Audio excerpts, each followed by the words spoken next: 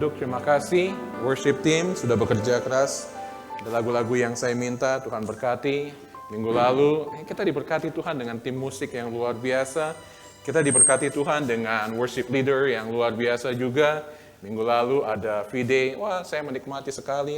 Hari Minggu ini ada Sylvie. Kalau Anda lihat minggu depan, kelihatannya agak kurang. Itu Albert yang akan mimpin. Bercanda Albert ya. Tapi saya diberkati dengan semua yang datang, semua yang melayani, semua yang memberkati. Terima kasih. 4 minggu ini kita akan berbicara dari kitab Yunus. Anda membuka kitab Yunus, dan Yunus bukan dongeng. Yunus adalah kitab yang luar biasa. Anak-anak senang sekali mendengar kitab Yunus. Cerita tentang ikan besar, bukan ikan paus. Tidak dikatakan itu ikan paus atau ikan apa, tapi itu ikan besar. Dan kita akan melihat Yunus pasalnya yang pertama, ada beberapa ayat yang panjang, tetapi kita akan melihat bagaimana Tuhan akan berbicara kepada kita. Datanglah firman Tuhan kepada Yunus bin Amittai, demikian, bangunlah, pergilah ke Niniwe, kota yang besar itu, berserulah terhadap mereka karena kejahatannya telah sampai kepadaku.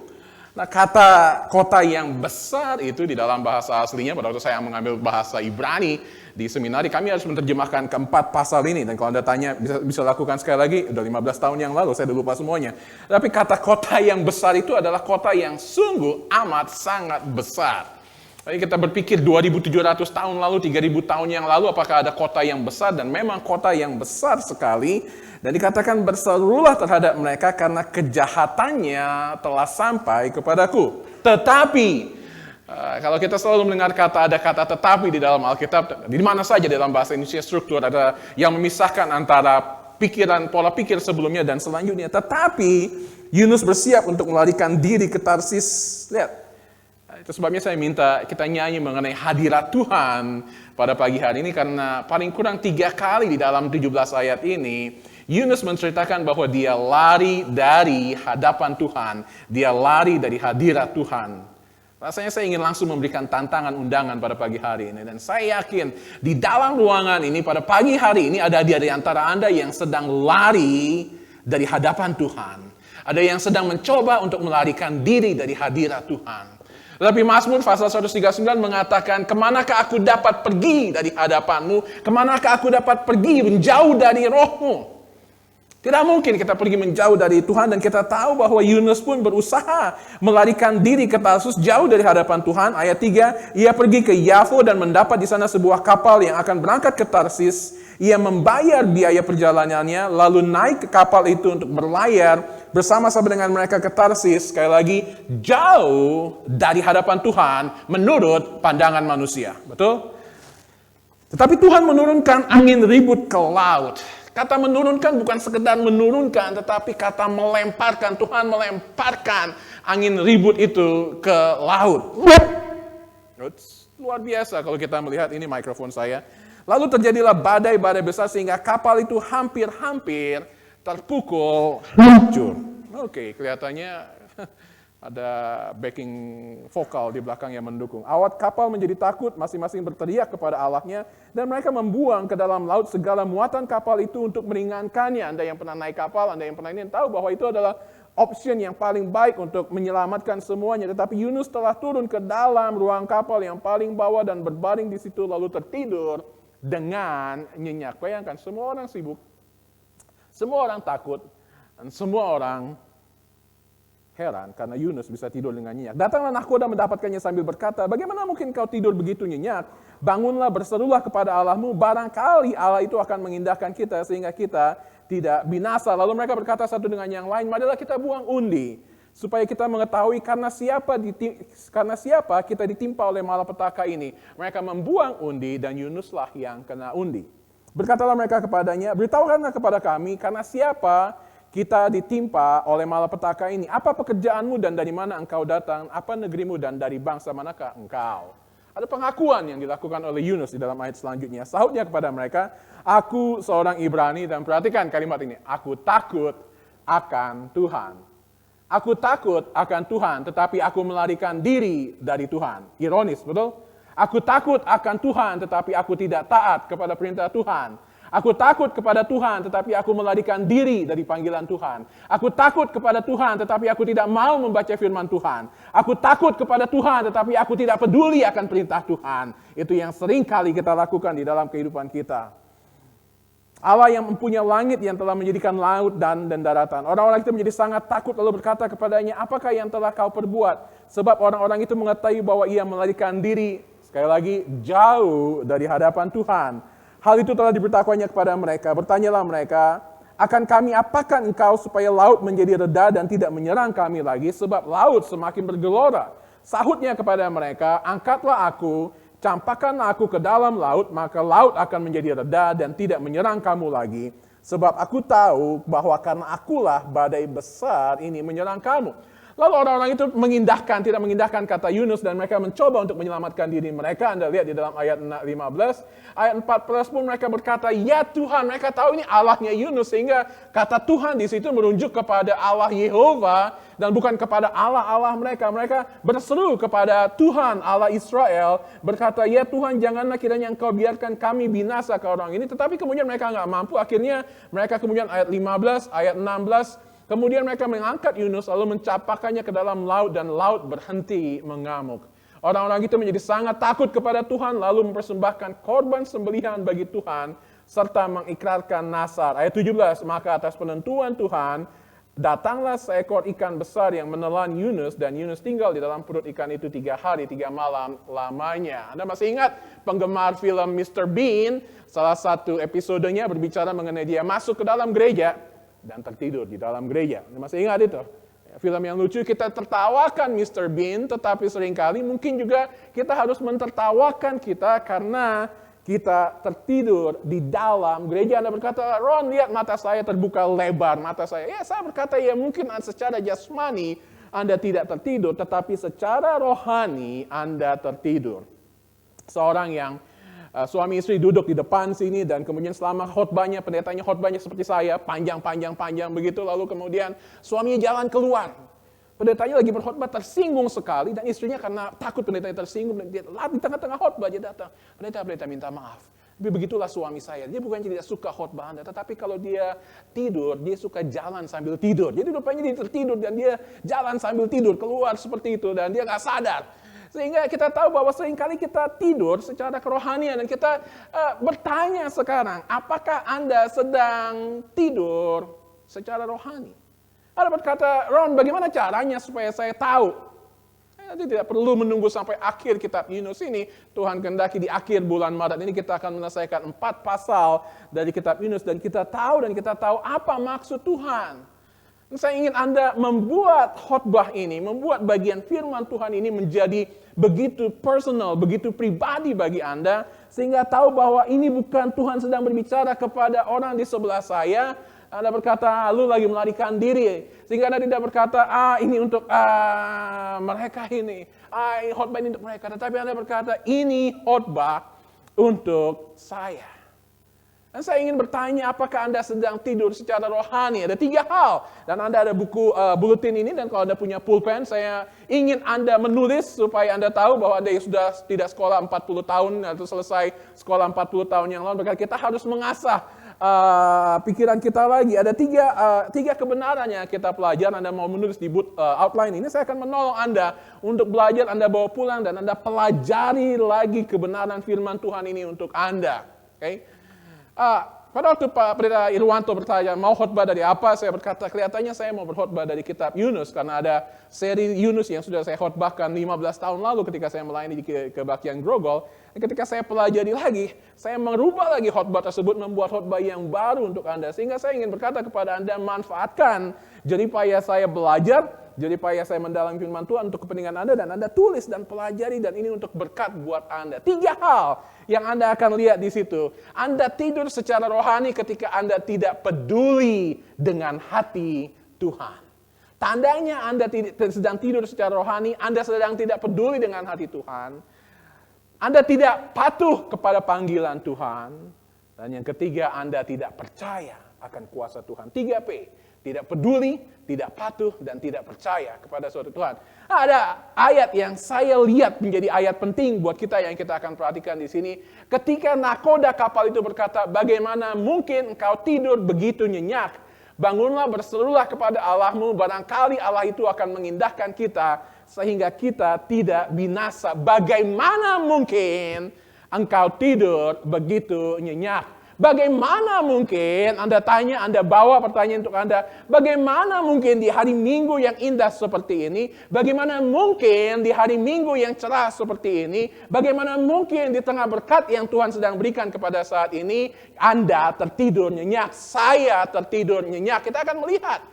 Tapi sebelumnya saya ingin memberikan kepada Anda, ada kritik-kritik yang diberikan orang tentang cerita Yunus ini. Anda tahu, orang tahu cerita Yunus? Oh iya. Tapi orang-orang yang tidak percaya kepada kebenaran firman Tuhan akan berkata, ya itu dongeng. Itu hanya cerita, itu hanya mitos saja.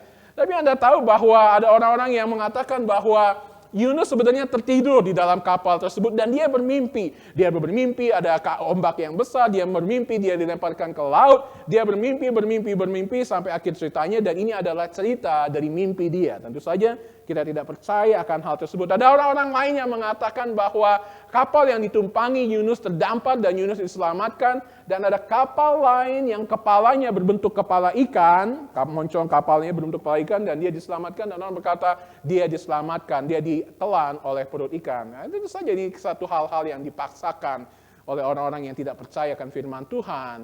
Ada yang mengatakan terdapat ikan besar yang mati di atas laut terapung dan Yunus dibuang dan Yunus menggunakannya sebagai tempat perlindungan dari badai. Orang yang tidak percaya akan kebenaran firman Tuhan akan selalu mencoba untuk datang dengan pikiran mereka, tafsiran mereka, interpretasi mereka tentang apapun. Mari kita lihat apa yang dimaksudkan dengan ketika kita tidak peduli terhadap hati Tuhan. Perhatikan apa yang Tuhan katakan kepada mereka, kepada Yunus di dalam ayat yang kedua. Bangunlah, pergilah ke Niniwe, kota yang besar itu, berserulah kepada mereka. Berkhotbahlah kepada mereka, menginjililah mereka, layanilah mereka, tegurlah mereka, ingatkanlah mereka, karena kejahatannya telah sampai kepadaku. Niniwe adalah ibu kota dari kerajaan Asyur. Saya pernah mengatakan ada beberapa tanggal yang Anda harus hafalkan sebagai orang Kristen. Salah satunya adalah tahun 722 sebelum Masehi, kerajaan Israel, kerajaan utara, dihancurkan, dikepung, diserang oleh Asyur. Itu 722 sebelum Masehi. Ini peristiwa Yunus ditelan oleh ikan, terjadi 30-40 tahun sebelumnya. Asyur akan menaklukkan Israel. Niniwe adalah ibu kota dari Asyur. Asyur adalah bangsa yang sangat besar, bangsa yang pada waktu itu menaklukkan seluruh bagian dan Israel hampir ditaklukkan pada waktu itu.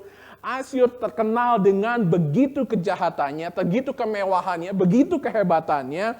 Ada hal-hal yang dikatakan bahwa kota itu sangat besar. Dikatakan para arkeolog ketika menyelesaikan hasil penelitian mereka menemukan bahwa tembok kota Niniwe tersebut bisa mencapai setinggi 12-15 meter. Tingginya, lebarnya itu 30 meter. Lebarnya 30 meter sehingga bisa 3 kereta kuda. Anda tahu mereka mengelilingi tembok-tembok tersebut sehingga ketika ada musuh-musuh datang menyerang mereka dapat langsung mengerahkan tentara-tentara mereka untuk mempertahankan. Begitu kuatnya kota ini sehingga ketika kota itu ditaklukkan oleh musuh-musuh mereka perlu 2 bulan untuk menaklukkan Niniwe.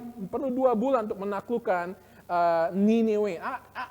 Di dalam Alkitab ada cerita lain mengenai kitab Niniwe. Kalau Anda buka kitab Nahum, saya akan menyinggung lagi selama 3 minggu ke depan ini ada kitab Nahum dan Nahum berbicara mengenai kehancuran Niniwe. Dua kitab di dalam perjanjian lama berbicara mengenai satu kota, Niniwe. Yang satu Yunus berbicara mengenai sebelum Niniwe jatuh, Tuhan menubuatkan mengenai kehancuran Niniwe, dan Nahum berbicara mengenai kehancuran Niniwe. Kita akan berbicara nanti di pasal keempat mengenai Niniwe. Tetapi kejahatannya begitu besar sehingga Tuhan berkata, aku mengasihi Niniwe. Anda tahu, ketika Tuhan berkata karena kejahatannya telah sampai kepadaku, bukan berarti Tuhan adalah Allah yang pemurka, Allah yang tidak peduli, tetapi Tuhan adalah Tuhan yang memiliki hati yang hancur karena keberdosaan manusia. Kemarin di doa fajar, dan by the way saya mau mengundang Anda untuk datang di dalam Embun Pagi Safari, Sabtu jam 5, doa fajar kita melalui Zoom. Anda akan diberkati ketika kita bersama-sama saling mendoakan pagi-pagi hari. Kemarin kami berbicara mengenai Sodom dan Gomora. Tuhan menghancurkan Sodom dan Gomora karena dosa mereka.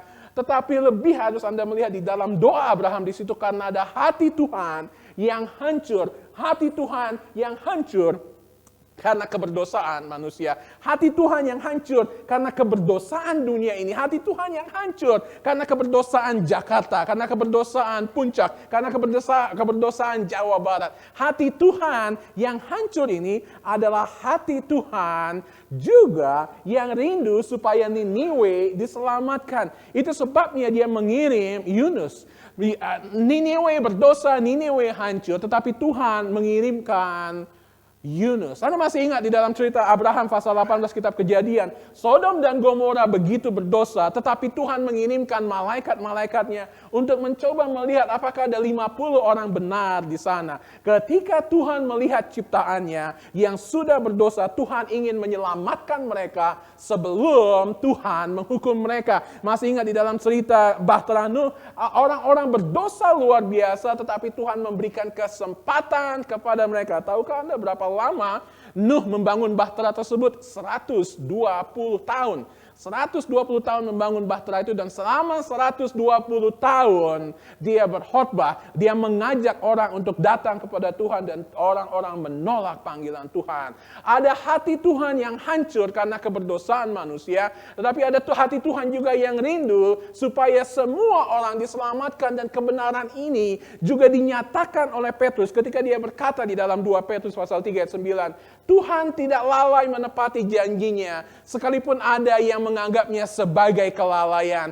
Tetapi ia sabar, perhatikan, ia sabar terhadap orang-orang pada zaman Nuh 120 tahun, karena ia menghendaki supaya jangan ada yang binasa, melainkan supaya semua orang berbalik dan bertobat. Sungguh kita dapat melihat ayat ini, dan kemudian kita membayangkan Yohanes 3 ayat 16, karena begitu besar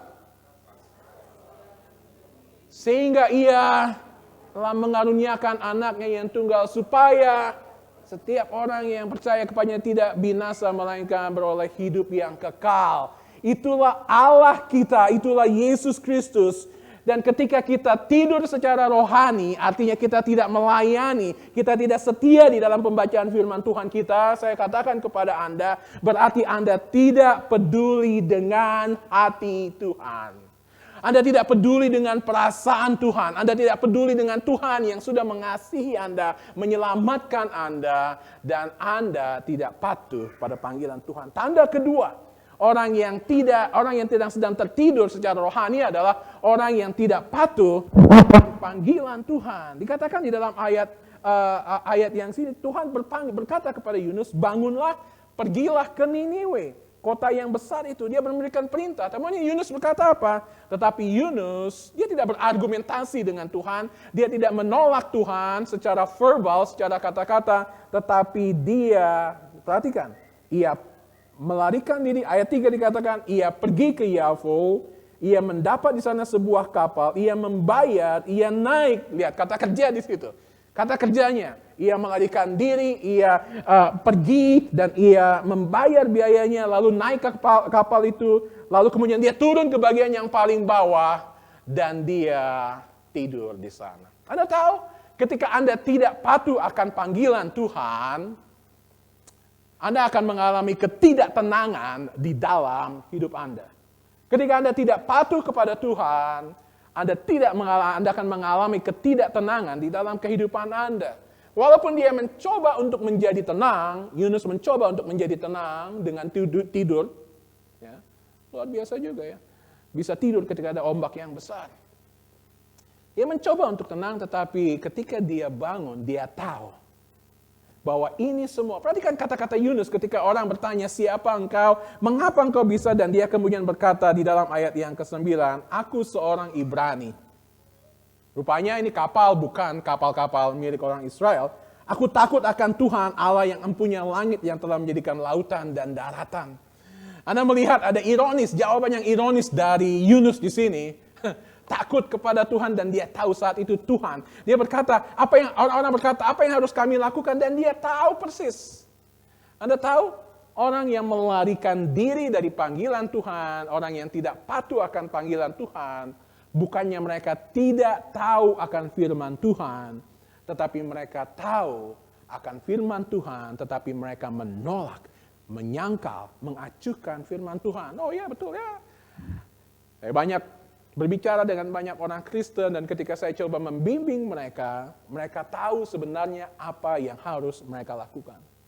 Anda tahu? Buktikan. Bicara dengan saya. Kalau Anda sedang tidak setia kepada Tuhan, saya akan berbicara kepada Anda, dan Anda berkata, iya Pak, saya tahu sebenarnya. Saya tahu bahwa saya tidak boleh melakukannya. Saya tahu, tetapi saya menolak. Orang yang tidak patuh akan panggilan Tuhan akan mengalami ketidaktenangan di dalam kehidupannya. Dan mungkin Anda sedang tidak tenang pada pagi hari ini. Anda ada di dalam ruangan ini.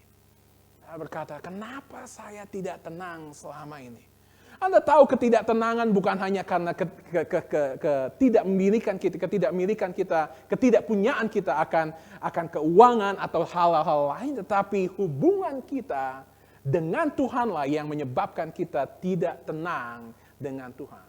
Anda tahu bahwa orang yang tidak patuh pada Tuhan bukan saja tidak tenang di dalam hidupnya, tetapi akan menyebabkan orang lain di sekitarnya mengalami kekacauan. Anda tahu apa yang dialami oleh orang-orang di situ? Mereka kehilangan kapal, kehilangan semua barang dagangannya. Sangat mungkin itu adalah kapal-kapal dagang. Dan ketika dilihat bahwa rutenya adalah rute-rute yang mereka bawa untuk membawa hasil tambang, sehingga itu kapal yang mungkin hitungannya menurut rupiah kita sekarang ini miliaran rupiah. Dan mereka harus buang semua muatan itu, rugi besar karena satu orang. Satu orang yang tidak patuh akan panggilan Tuhan.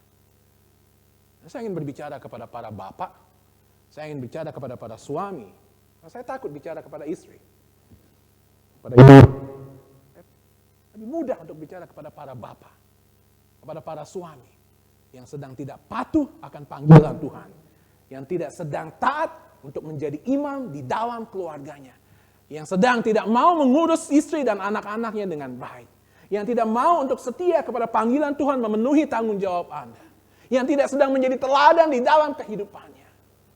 Anda tahu, ketika kita para suami, ketika kita para ayah tidak taat pada panggilan Tuhan, Tuhan bukan saja menyebabkan ketidaktenangan di dalam kehidupan kita, tetapi istri dan anak-anak kita yang akan mengalami dampak dari semua yang kita lakukan. Ketika Anda menjadi suami yang pemalas, tidak mau bekerja. Ketika Anda menjadi suami yang pemabuk, yang tidak mau bekerja. Ketika Anda menjadi suami yang pukul istri, di dalam nama Tuhan Yesus. Kalau pagi hari ini ada di antara Anda suami yang masih pukul istri, bertobat di dalam nama Yesus. Pagi hari ini kalau ada Anda yang tidak mengasihi istri Anda, bertobat di dalam nama Yesus.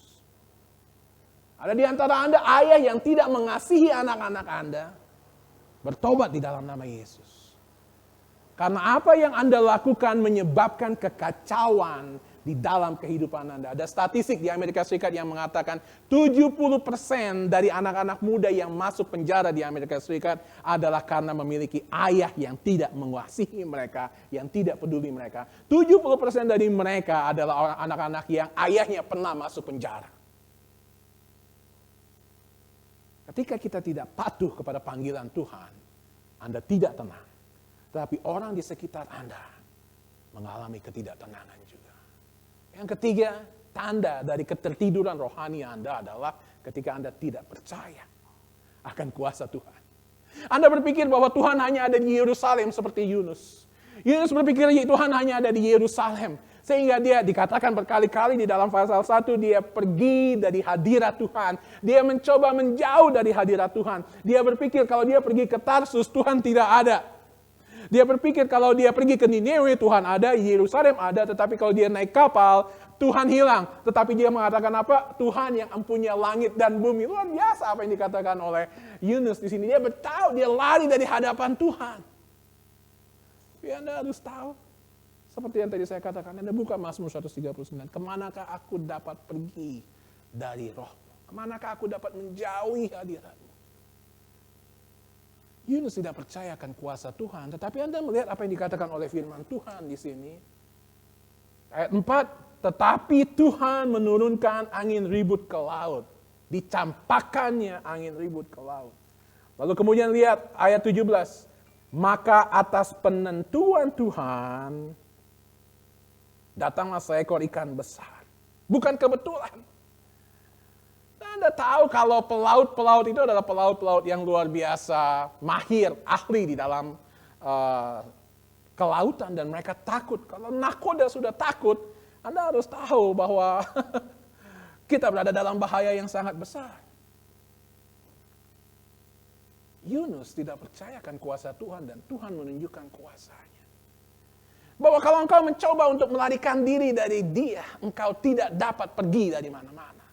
Kalau Anda berpikir Anda dapat melarikan diri dari Tuhan dengan tidak membaca firman Tuhan, Anda tahu bahwa Tuhan ada di mana-mana.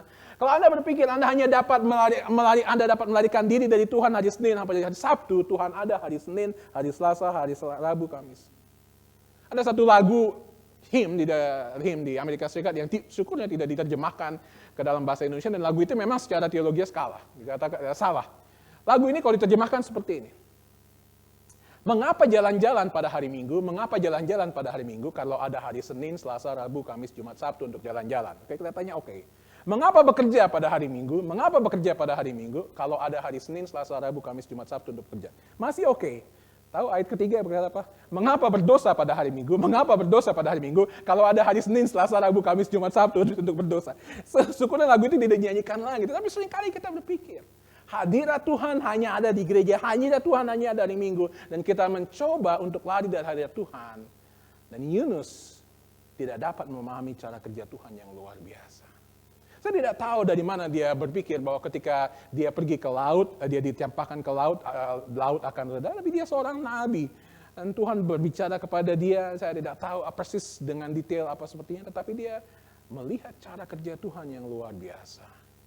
Kuasa Tuhan yang luar biasa untuk menyelamatkan dia dan membawa dia ke Nineveh.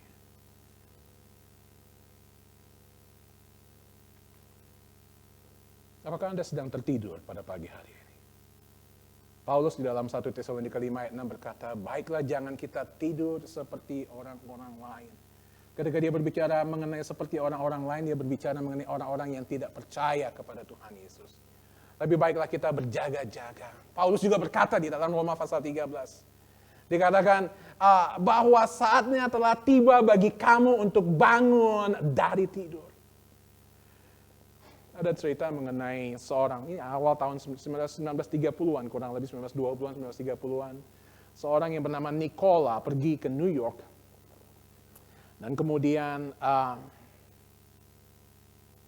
kehidupannya di taman di namanya Central Park, dia memberi makan burung-burung dara di sana. Dia dikatakan sebagai birdman. Dia tiap hari kerjaannya hanya pergi ke situ dan dia memberikan makan. Dia marah ketika ada orang datang, wanita datang dengan perhiasan-perhiasan emas. Dia berkata burung-burung tidak suka dengan hal-hal tersebut. Dan dia setiap hari ada di situ, dia tidak segan-segan untuk mengganggu orang yang, mengusir orang yang mencoba mengganggu burung-burung dara yang ada di Central Park di situ. Setiap hari pekerjaannya seperti itu. Dari pagi sampai sore. Tahun 1934 kurang lebih dia mati di hotelnya sendiri karena kesendirian. Nikola. Orang yang melihat Nikola tidak pernah sadar, tidak pernah tahu bahwa Nikola beberapa tahun sebelumnya pernah diliput dan masuk di dalam majalah halaman depan dari majalah Time. Namanya adalah Nikola Tesla. Anda tidak tahu nama depannya, tapi Anda tahu nama belakangnya. Tesla. Dia adalah seorang dari Eropa yang luar biasa pintar. Dan dikatakan dia adalah Thomas Alva Edison yang kedua. Penemu segala sesuatu. Ada banyak temuannya.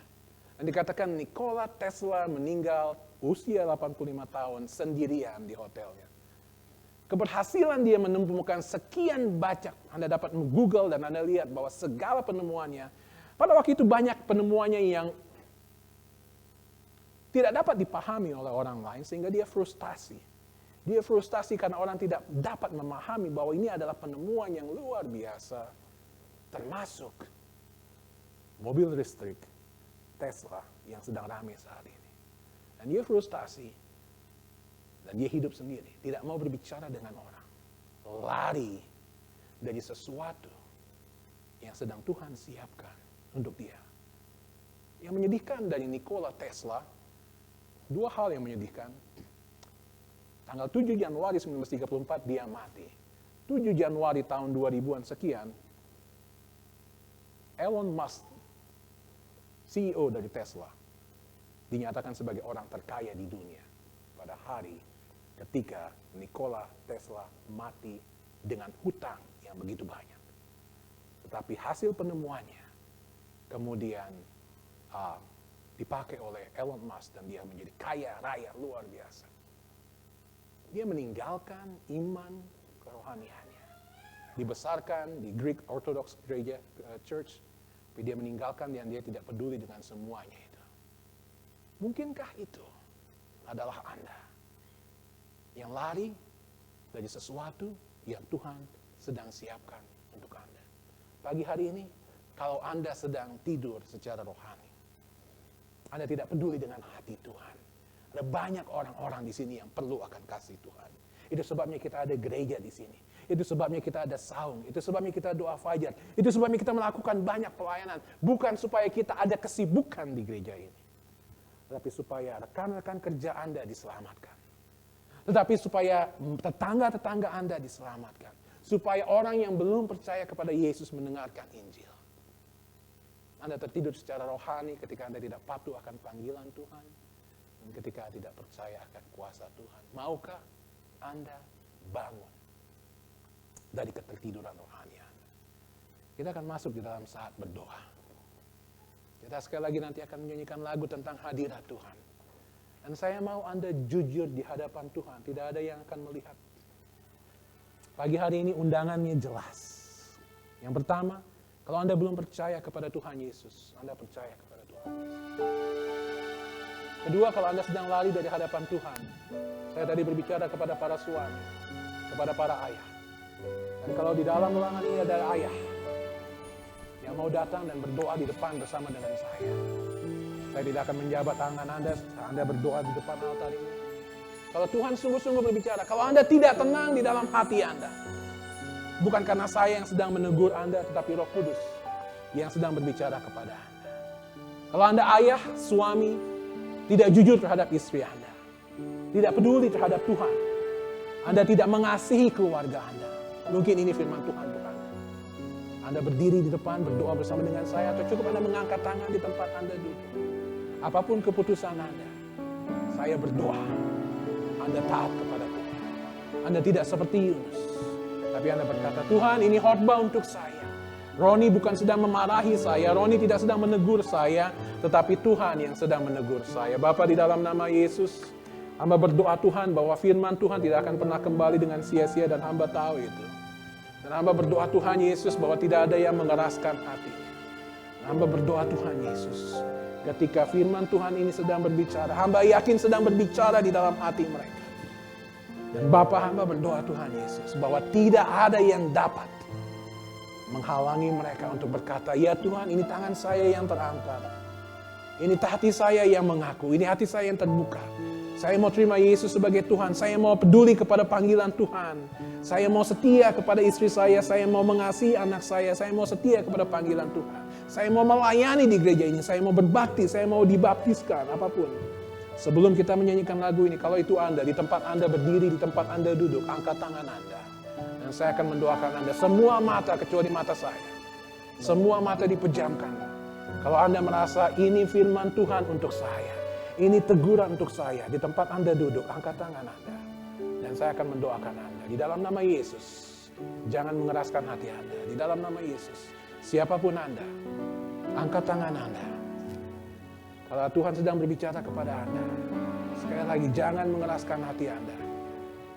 Angkat tangan Anda dan saya akan berdoa. Bapa, di dalam nama Yesus, hamba tahu ada yang harus datang kepada Tuhan. Ada yang harus bersyukur kepada Tuhan. Ada yang harus mengaku di hadapan Tuhan. Hamba berdoa, Tuhan Yesus tolong.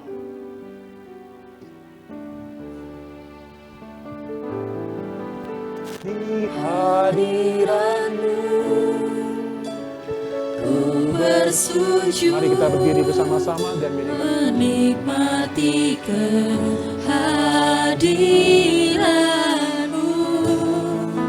Ku buka hati saat ini. Anda membuka hati Anda. Untuk mendengar suara-Mu. Katakan di hadirat. Di hadirat-Mu ku bersujud. Katakan Tuhan, ini saya. Menikmati kehadiran-Mu. Ku buka hati, katakan Tuhan. Ku buka hati. Silakan. Saat ini untuk mendengar suara-Mu. Firman-Mu Tuhan yang sungguh besar, menerangi jalanku. Firman-Mu Tuhan membentuk hidupku. Ku bersyukur padamu. Di hadirat-Mu ku bersujud, menikmati kehadiran-Mu. Ku buka hati saat ini untuk mendengar suara-Mu. Saya merasa Roh Kudus sedang bekerja pada pagi hari ini. Saya sangat merasa ada di antara kita yang harus jujur kepada Tuhan. Saya merasa pagi hari ini ada yang harus datang kepada Tuhan. Firman Tuhan berbicara dan lagu ini mengingatkan Roh Kudus sedang bekerja. Jangan keraskan hati Anda. Jujur dengan Tuhan. Kita mau dibangkitkan kerohanian kita. Kita mau dipulihkan. Kita mau diberkati. Kita akan nyanyikan lagu ini sekali lagi saja dan Anda datang kepada Tuhan, angkat tangan Anda. Di hadirat. Silakan. Angkat tangan Anda. Anda perlu datang, Tuhan, saya mengaku. Menikmati kehadiran-Mu. Ku buka hati. Anda membuka hati Anda untuk Tuhan. Saat ini. Silakan. Untuk mendengar suara-Mu. Firman-Mu Tuhan. Firman-Mu Tuhan yang sungguh besar, menerangi jalanku. Firman-Mu Tuhan membentuk hidupku. Ku bersyukur padamu. Nyanyikan ini sebagai doa Anda. Ku bersujud, menikmati kehadiran-Mu. Ku buka hati saat ini untuk mendengar suara. Katakan, ku buka hati saat ini. Ku buka hati saat ini untuk mendengar suara-Mu. dalam nama Yesus. Terima kasih untuk firman Tuhan yang Kau berikan. Hamba berdoa Tuhan Yesus bahwa kalau jemaat ini diberkati, itu karena Roh Kudus, karena karya-Mu. Dan kalau pagi hari ini ada di antara mereka yang sungguh-sungguh berbeban berat, hamba berdoa mereka sudah dikuatkan. Hamba berdoa bahwa ketika mereka keluar dari pintu rumah-Mu ini, ketika mereka kembali ke tengah pekerjaan mereka akan berkata, akulah orang-orang pemenang karena aku memiliki Roh Kudus di dalam kehidupan. Tetapi Tuhan, hamba berdoa mereka juga akan dapat berkata kepada orang lain, aku adalah anak Tuhan karena aku memiliki kehidupan yang berbeda. Hamba berdoa Tuhan bahwa ketika mereka kembali ke tengah-tengah pekerjaan mereka, ketika pengunjung melihat mereka akan melihat mereka melihat ada kehidupan yang berbeda.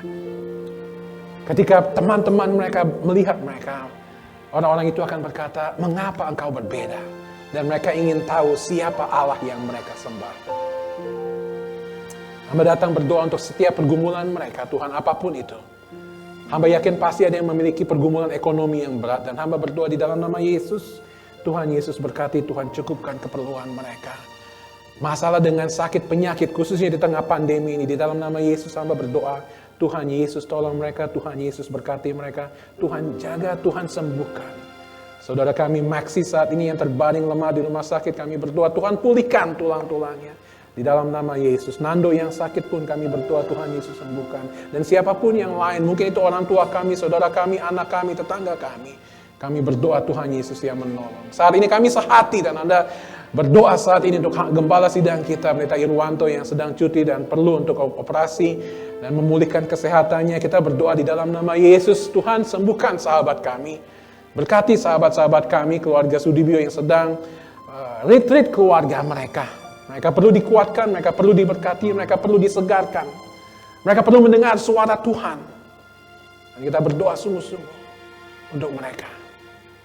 Mengucap syukur Tuhan untuk gereja ini, Tuhan